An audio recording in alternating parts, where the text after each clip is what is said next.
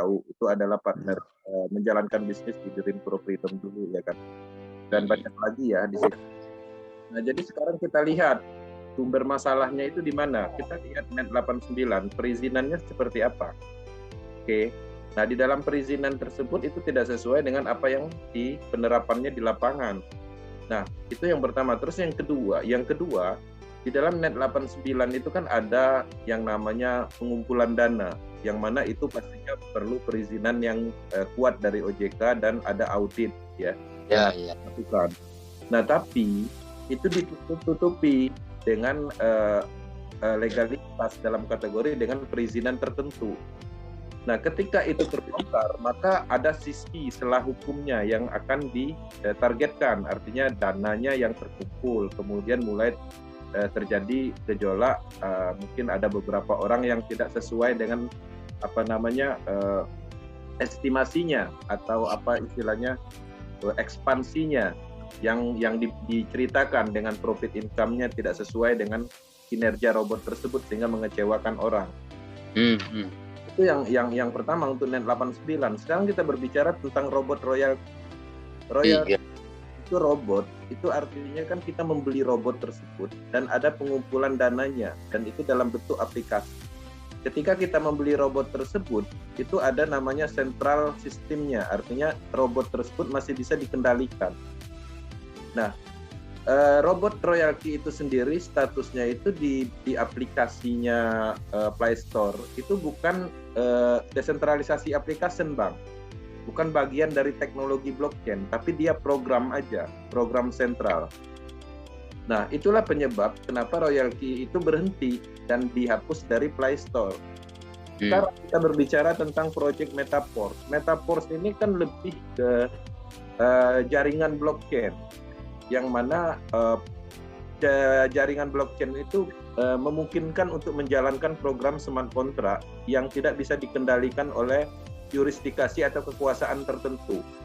Kita bebas berada di jaringan manapun. Nah, sekarang pertanyaannya, apakah Metaforce program aset itu adalah bagian dari cryptocurrency atau aset digital? Bukan, dia hanyalah program, Bang. Nah, artinya secara perizinan di dalam Indonesia, terutama ada beberapa kripto yang diizinkan untuk ditransaksikan di Indonesia. Sekarang alat transaksi yang ada di Metaforce itu kita menggunakan apa? DAI Stablecoin kan. Nah, DAI Stablecoin itu sah ditransaksikan, diperjualbelikan di Indonesia di toko kripto dan kripto exchanger yang lainnya. Artinya sebenarnya secara legalitas dalam kategori secara sisi hukumnya ini tidak ditemukan. Metaverse juga tidak ada pengumpulan dana. Ketika ada pengumpulan dana artinya ada pengawasan dari OJK. Kalau seandainya Metaverse ini ada dalam kategori aset yang masuk dalam komoditinya seperti mungkin pengembangan cryptocurrency baru yang mungkin nanti akan dilaksanakan, tapi mereka sudah mengantisipasi itu, sudah ada strategi. Lawan dari Metaverse ini bukan lagi jurisdikasi lokal, Bang, yang perlu diketahui. Lawan dari Metaverse ini adalah SEC, kelas SEC internasional. Kita bermain cryptocurrency desentralisasi itu sudah terbiasa dengan benturan yang namanya SEC. Apa itu SEC? OJK-nya Amerika. OJK-nya Amerika. Oh, ya, Amerika punya. Yang mempengaruhi keuangan dunia, Bang. Jadi dia mengurusi semua. Iya. Oke. Sekarang SEC itu project cryptocurrency besar raksasa mana yang tidak pernah diganggunya? Gak ada. Ripple, Binance, apalagi semuanya ada kecuali Bitcoin. Kenapa? Karena Bitcoin anonymous, nggak ada pembuatnya, nggak ditemukan. Hanya Bitcoin yang tidak bisa dia ganggu. Nah, artinya desentralisasi ini lawannya memang sentral. Kita harus sadar itu. Kita menjalankan desentralisasi, ya lawan kita adalah sentral. Nah, ketika kita memahami itu, artinya benturan apapun dari sentral itu tidak mempengaruhi. Nah, di dalam manfaat dari sisi pemerintahan, sebenarnya dengan adanya Metaverse ini menciptakan peluang bisnis. Itu yang pemerintah harus sadari sebenarnya. Kenapa? Karena dengan adanya Metaverse, orang-orang yang nggak ada bisnis, nggak ada pekerjaan bisa mendapatkan manfaat dari sini. Nah, apakah ini berhubungan dengan merugikan negara? Enggak. Karena kenapa? Karena yang kita dapatkan di sini adalah aset digital, ya berupa aset komoditi yang sudah terdaftar di OJK, yang mana ketika kita melakukan transaksi jual beli kita sudah dikenakan pajak PPh-nya, Bang. Artinya kalau seandainya Abang berhasil di Metaforce mendapatkan 1 juta DAI stablecoin, Abang untuk belanja membutuhkan rupiah, harus menjual di toko kripto. Pada saat Abang menjual di toko kripto itu dikenakan pajak, itu pajaknya masuk ke pemerintah. Ruginya di mana? Iya. Seperti itu. Nah, jadi pemahamannya seperti itu, secara lengkapnya. Ini kayaknya Kang Musad tadi mantap ini. Ini pemahamannya melalang buana kayak Bang Kensi ini kayaknya udah ngerti bener. Susunan katanya bagus, istilah-istilahnya udah beda sama saya malah saya nggak ngerti, pinter. Pak Musadat, satu pesan saya Pak Musadat. Percepat keyakinan dan pemahaman. Semakin Anda kulik, semakin sampean pahami. Wis ora iso direm, Pak. Ora iso direm. Betul, biasanya begitu. Desentral itu kebebasan. Itu saya ngutip kata-katanya Pak Kensi. Selama ini Bapak menggunakan kripto desentral, tapi masuk juga ke sentral sebuah perusahaan. Anda dikacungi, dijadikan jongos dengan iming-iming. Di sini bonus 100%, logis 100% Pak. Tidak tersisa buat owner, tidak tersisa buat siapapun, buat Anda. Cuma yang membedakan S6 itu tidak langsung Anda terima karena ada 2 baris.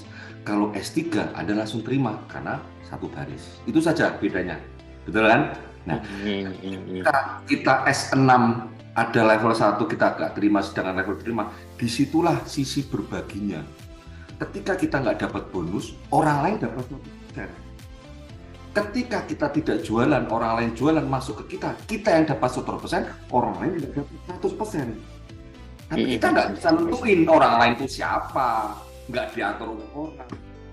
Tim yang mengatur, pengacakan yang mengatur adalah sistematikanya bisa dipelajari. Dan 100% ini membuktikan tidak ada pengumpulan dana 1% pun untuk siapapun. Bahkan tadi kita bahas di atas, ketika ID1 terjadi siklus, harusnya uangnya itu boleh-boleh saja masuk ke ID1, tetapi oleh ID1 tidak diambil, tetapi dikembalikan lagi seperti air kucuran akuarium tadi, kembali lagi smart kotak dibagikan bentuk NFT.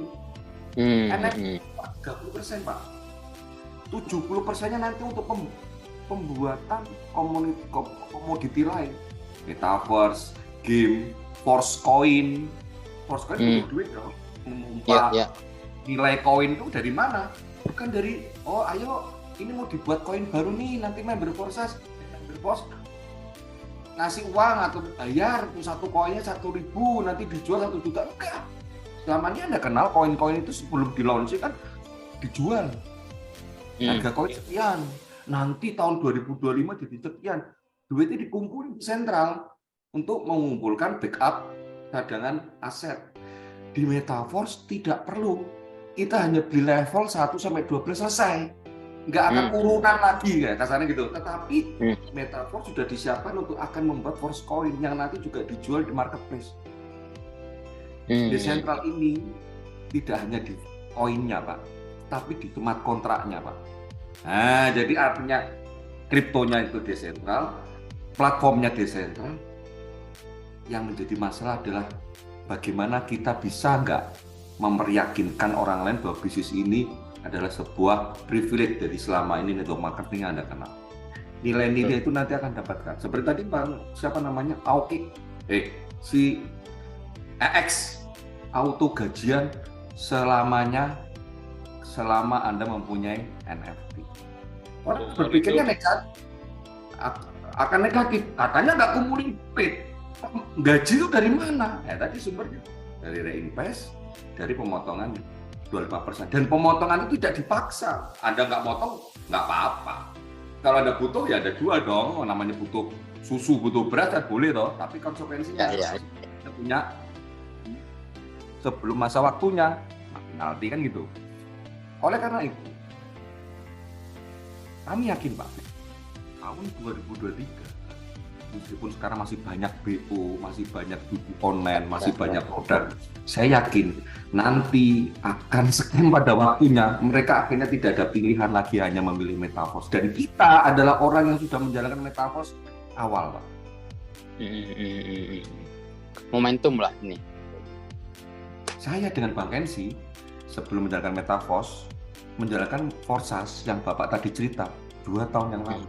2020 saya di bulan Oktober join, Bang Kensi di bulan Februari join. Dan hanya itu yang sedang kita kerjakan, Pak. Dan sekarang dari Forsas sudah menghasilkan miliaran, dari Metaverse sudah miliaran. Ya tapi ya tidak membuat kami cepat kaya. Ini bisnisnya butuh effort, Pak. Belum tiap malam Senin, malam Kamis sampai jam 1 setiap hari edukasi. Ya kalau dulu kan hit and run, dapat tinggal, bubar dicari-cari, matikan HP, ganti nomor handphone. Tahu Haris tukang box di medsos, cari orang ini sudah menggelapkan uang saya, Pak. Kita juga peserta. Betul. Apa mau hidup kita seperti itu selamanya sampai tua? Iya, kita mana? Ya, apa mau? Nah, hidup itu tuh nggak hanya di dunia doang, kalau nanti di akhirnya ditanya loh, kamu sudah ikut jamaah membohongin orang, kan enggak dong? Iya. Kenyamanan bekerja mengenai di organisasi didapatkan, Pak. Saya jual bisnis, Anda kerjakan caranya seperti ini, aturan main seperti ini, Anda dapat hasil. Anda nggak kerjakan, Anda nggak dapat hasil. Ini bisnis, bukan naruh duit, dapat duit. Gampang kok. Seperti itu. Seperti Bang Umar tadi cerita, Umar itu upline Anda, top leader Anda. Hari ini saya dapat 5 juta. Kalau orang negatif, uang nggak dapat 5 juta, uang apa? Bohong banget itu. Mungkin 85 Pak De, 85. 85. Aku mau ngomong Pro, 85 tuh salah. 5. 85. Saya hari ini mendapat berapa dolar sih Bang hari ini? 60 juta ya? 61 lebih Pak De. 61 lebih. Ya Pak De. Apakah ujuk-ujuk saya punya bisa penghasilan seperti itu? Tidak, Pak. Bang Umar, saya, Bang Ensi, itu juga berdarah-darah. Di 2 tahun yang lalu Bang Umar tuh leader lain. Jadi mungkin akhirnya bertemu dengan kami ya terus kita bangun bisnis di 2 tahun. 2 tahun tuh nggak lama loh Pak. Wong kita kerja orang aja sampai puluhan tahun dilakoni oh Pak. Nopo sih? Betul. Selama ada kontinuitas, terus ada aset yang bisa dikembangkan, kemudian bisa dipercaya, ada trust gitu ya. Saya yakin semua orang itu punya harapan itu akan continue untuk menjalankan dengan enjoy itu. Persoalannya kan kita yang sudah lalu ini kan kita kejar-kejaran ya, kejar-kejaran antara mendapatkan untung dengan kerugiannya gitu. Jadi waktu itu menentukan kerugiannya. Tapi kalau ini memang sudah disetting sedemikian rupa, itu artinya orang mau kerja serius di sini dengan jangka panjang, apapun suka dukanya itu ya wajar-wajar aja lah gitu ya. Nggak tenang gitu. Kerja kayak yang dulu tuh nggak kena, dikejar-kejar waktu, dan kita tahu itu pasti scam tapi dilakoni. Udahlah, saya ikut dulu lah, urusan nanti scam, urusan gampang nanti, pokoknya dapat hasil dulu. Oh ini sudah jelek gitu loh. Iya. Seperti hati kecil kita, rasa. Tapi di sini Pak, kita sampaikan dengan ikhlas, sampaikan mau join ya syukur, nggak join ya syukur. Ada Bapak dipaksa ikut Metaverse? Oh iya. Ada? Ayo Pak join Pak, ntar dulu nggak ada. Cuma disampaikan ini ada NFT loh, nanti ini kalau nggak ya nggak apa-apa. Bahkan teman-teman kita yang di grup sampai setahun Pak di grup ngendok di situ sampai beranak pinak, nggak join ya nggak akan kami keluarin dari grup, biarin aja, kecuali dia spam bisa keluarin. Karena kliknya orang itu nggak podo Pak, setiap orang nggak podo gitu loh Pak. Kita bahasa Anda tadi propaganda itu keren, kayak Jepang dulu mempropagandakan itu kan keren. Propaganda itu menceritakan sesuatu yang tidak seperti seharusnya, tetapi propaganda itu sebetulnya kurang tepat karena seolah-olah propaganda itu menipu. Kan? seolah-olah menipu kan gitu kan bahasanya kan, tetapi sebetulnya di sini lebih tepat promosi, Pak. Orang promosi di pasar, kita pakai toa, jualan jamu, kita ngomong sengomong-ngomongnya orang lewat, itu kan nggak peduli mau beriting, pokoknya ngomong terus, ini dijual nih, ando ini ya, dijual, gue silakan sampai capek orang, ya syukur nggak berhenti ya sudah. Yang penting kita ngomong terus. Nah disitulah nanti kita berbenturan dengan orang sentral. Orang-orang sentral itu akan minggir, dan orang-orang sentral nanti akan kembali ke kita nantinya. Nggak harus sekarang, Pak. Kita nggak ada target mau kita itu selamanya. Kita membuat mitra, membuat sistem, membuat edukasi, membuat komunitas itu sekali untuk seterusnya. Nggak akan kehilangan, karena memang di sini memang tidak akan ada potensi untuk scam. Siapa yang mau men-scamkan itu siapa? Kepentingannya apa? Men-scamkan, nggak ada duitnya. Siapa yang mau mematikan? Nggak ada duitnya di sini. Iya. Kalau dulu di-scamkan, perusahaan-perusahaan itu sengaja membuat dirinya scam dengan dalih pemerintah, dia tektokan sama pemerintah, bro, udahlah tutup aja tuh, aman lah, udah bagian nih, udah kita pisahkan mata, karena itu kelola pemerintah, oke nih, list masuk list, dret, maaf ya, saya nggak mungkin tidak benar, akhirnya pemerintah udah melarang, kita tidak bisa melakukan, daripada nanti kena hukum, udah bubar. Dengan alasan seperti itu bisa dong. Siapa yang tahu permainan Iya. Anda kan kita anak kroco-kroco diakali gitu ya wis.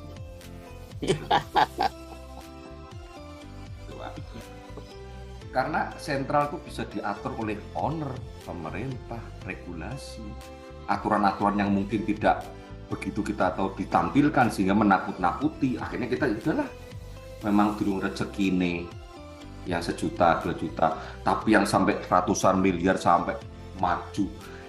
Ya siapa mau belani?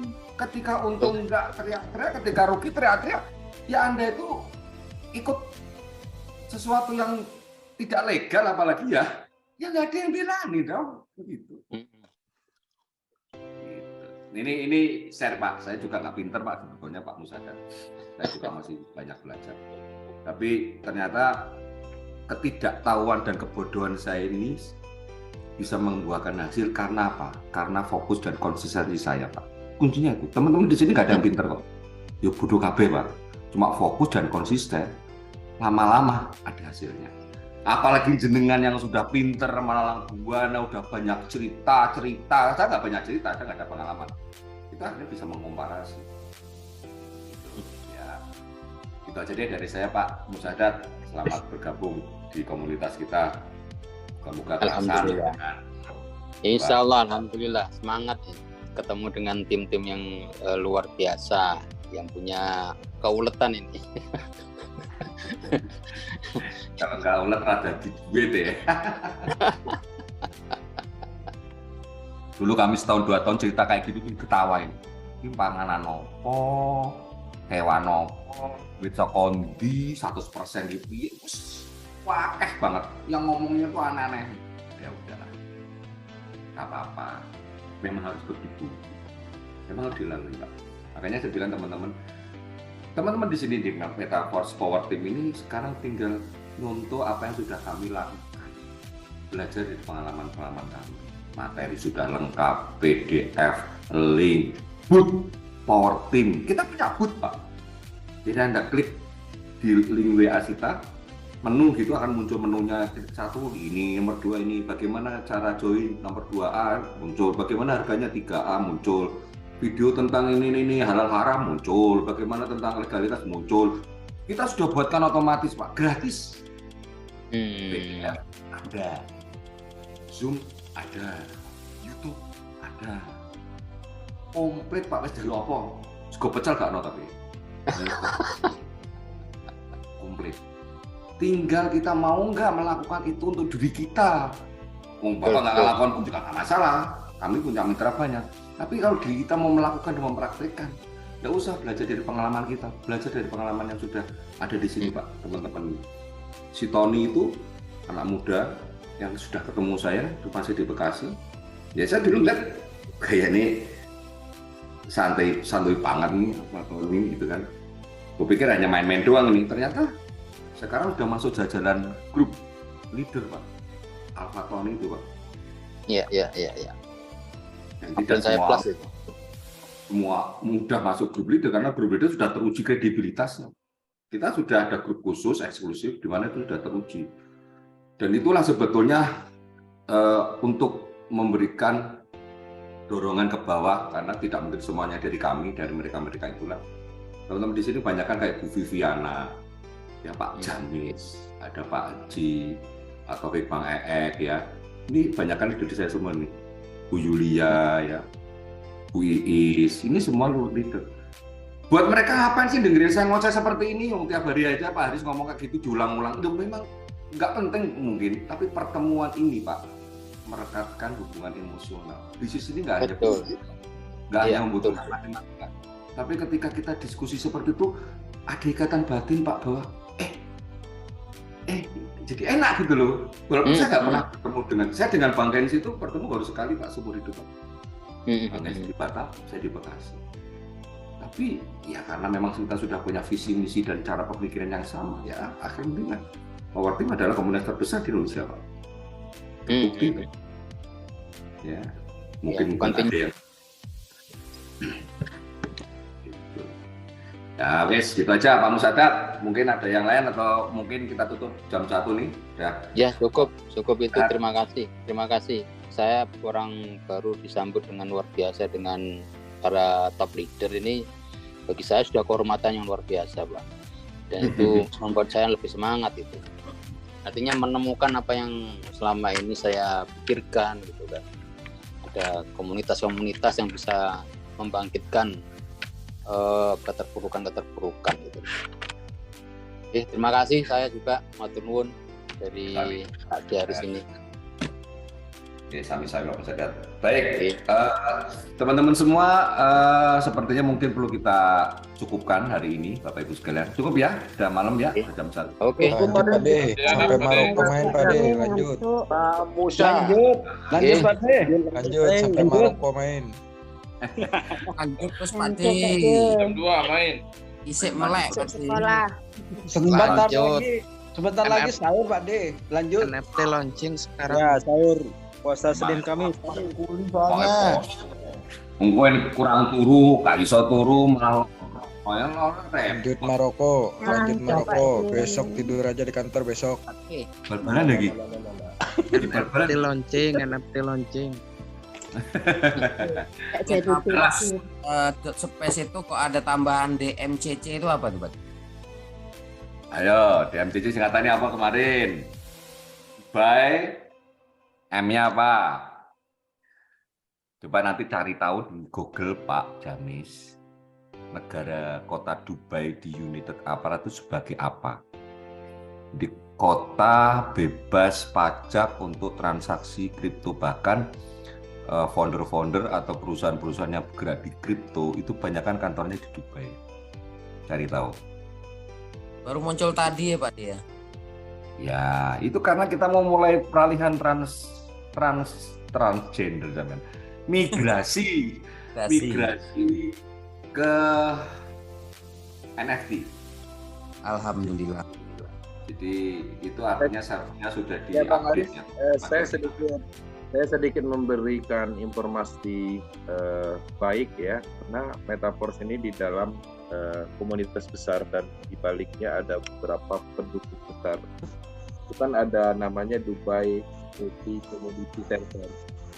Yang di MCC itu singkatan dari itu. Jadi ada suatu komoditas yang mana di sana itu cryptocurrency sangat berkembang dan pusat pengembangan dari produk-produk ekosistem blockchain. Dan kebetulan Metaverse ini nanti untuk Metaverse-nya itu di dalam naungan perusahaan.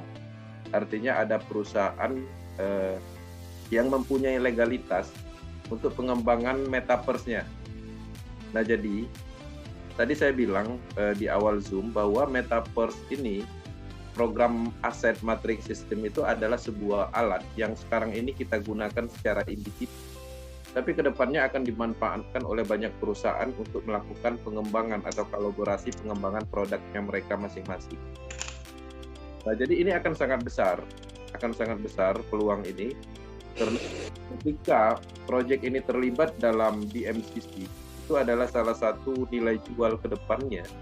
Dan bukan hanya itu juga, bahwa ada beberapa proyek perusahaan-perusahaan sejenis menjual barang dalam kategori sejenis kosmetik yang memang berkualitas juga akan terlibat di dalam pengembangan Metaverse. Artinya mereka akan berkolaborasi dengan memanfaatkan komunitas dari Metaverse ini sendiri ketika Forcecoin itu diluncurkan. Ya, Forcecoin tokenomics itu diluncurkan dan tidak menutup kemungkinan itu bisa dijadikan sebagai alat transaksi untuk pembelian produk-produk retail seperti itu. Akan ada detailnya nanti peluncurannya. Sebenarnya sudah dibagikan detailnya, tapi belum dalam bentuk resmi dari ofisial dalam kategori belum tersusun dengan Pak. Bang. Ada 4 perusahaan besar yang sudah bekerja sama dalam kategori melakukan pengembangan bisnis. Tapi untuk program asetnya, dia tetap menganut konsep desentralisasi penuh yang tidak mengandung unsur sentralnya.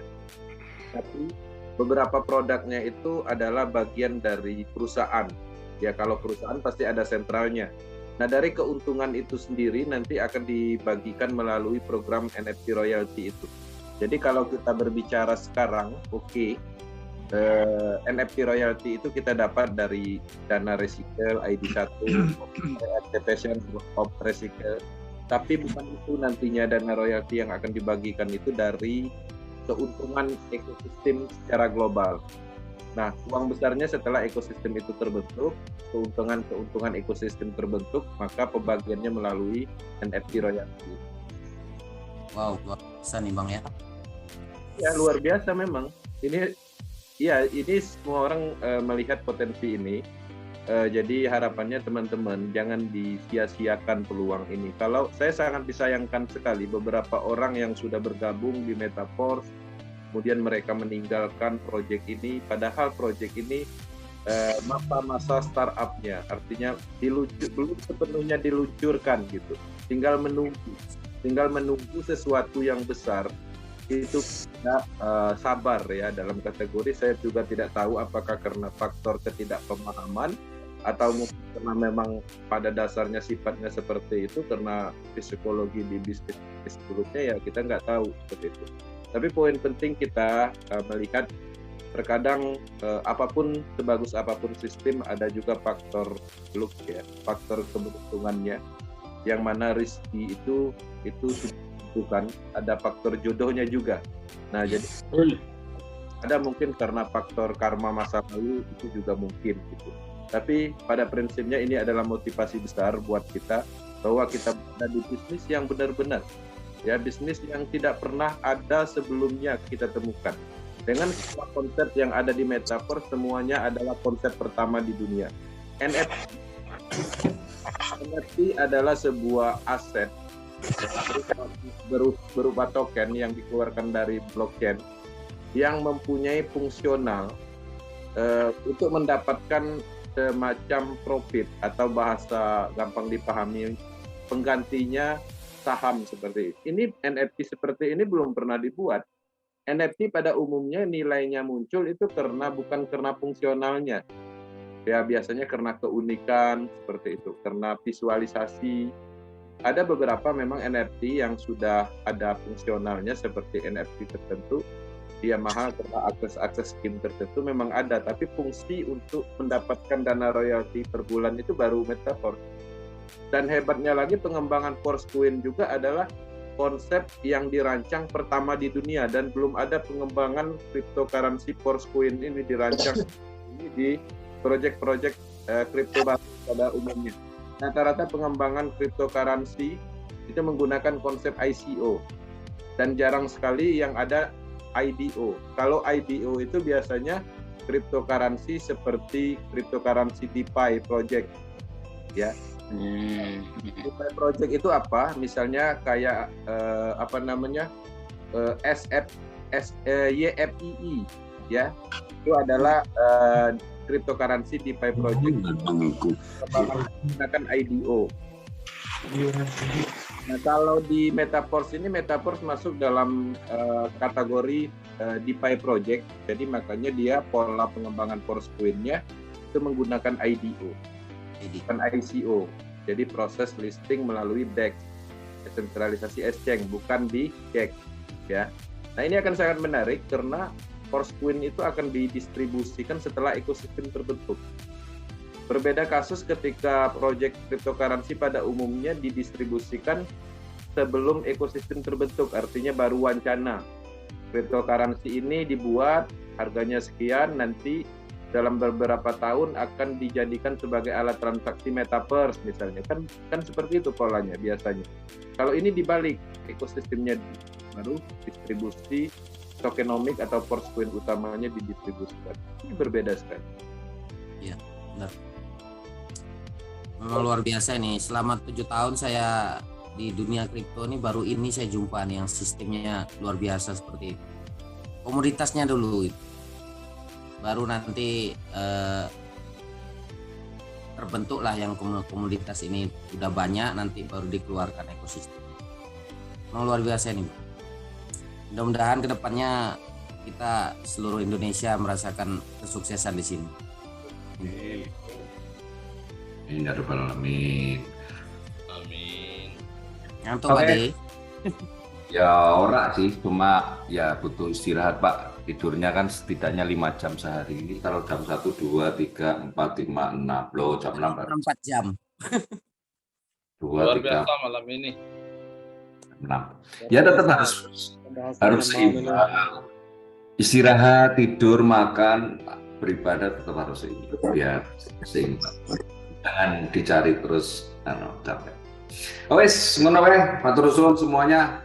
Syukur dulu, selamat malam Bapak Ibu sekalian, terima kasih atas waktu dan mau belajar di mana orang-orang sudah tidur dengan mimpinya, kita masih terus belajar. Karena belajar ini tidak ada habisnya, dan apa yang kita dapatkan insya Allah bermanfaat tidak hanya untuk diri kita, tapi buat orang-orang. Amin. Terus bisnis Anda. Ketika Anda punya mitra, Anda punya penerus bisnis Anda, itulah nanti yang akan memberikan passive income pada Anda. Oleh karena itu, sekarang Anda yang cari ilmu, nanti suatu ketika Anda yang memberikan ilmu kepada orang. Sebanyak ilmu yang Anda berikan tidak akan pernah habis, tapi lebih banyak manfaatnya daripada habisnya. Dan itu amal jariahnya tidak akan berhenti. Terus menerus. Marilah kita akhiri pertemuan pada malam hari ini dengan bacaan Alhamdulillah. Alamin.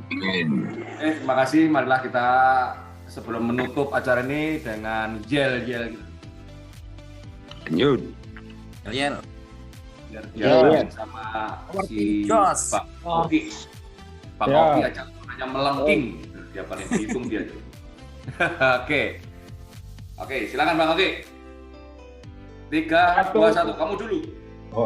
3, 2, 1. Ingat meluas tanpa batas.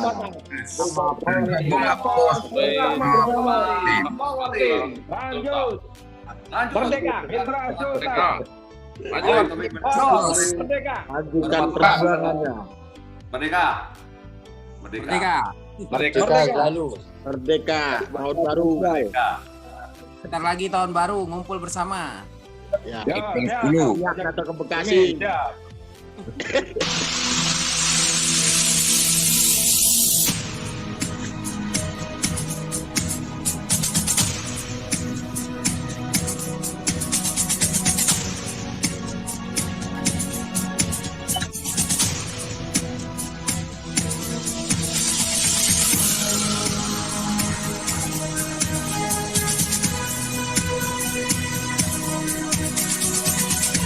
Dengan musik Pak De.